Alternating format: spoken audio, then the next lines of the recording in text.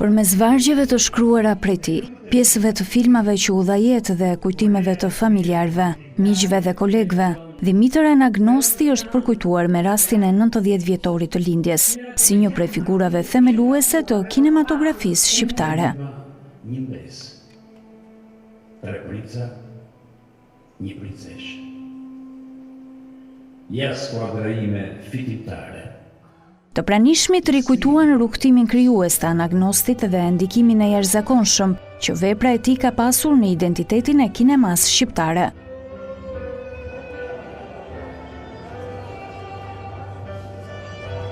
Bashkëshortja e regjizorit, aktoria Roza Anagnosti, ka sjellë në vëmendje kontributin shumë dimensional të Dimitër Anagnostit, një rrugtim i dhimbshëm dhe të bukur, e quajti ajo.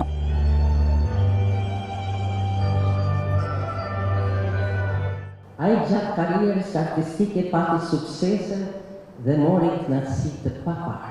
Ka qenë një privilegj për mua që kam rrugtuar me të 60.000 vjetë. Krijuam artin tonë dhe një familje të bukur me vajzat tona, nikat, mbesat dhe nikat.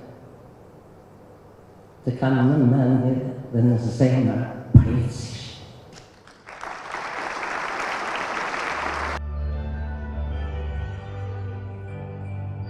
I cilësuar si një prej regjizorëve më të rëndësishëm të vendit, në karrierën e tij më së 40 vjeçare, Anagnosti numëron 14 filma artistik, 10 dokumentar dhe disa çmime kombëtare dhe ndërkombëtare. Artisti i popullit dhe nderi i kombit, Anagnosti lindi në vitin 1936 në Vuno dhe është ndarë nga jeta në 1 shtator të vitit 2025. Ndër filmat më të realizuar të Anagnostit mbeten sot në panteonin e kinematografisë shqiptare: Komisari i dritës, Dueli i heshtur, Kthimi i ushtrisë së vdekur, Prall nga e kaluara, Gurët e shtëpisë sime, Në shtëpinë tonë, Lulkuqet mbi mure, Gjoleka djali i Abazit e të tjerë.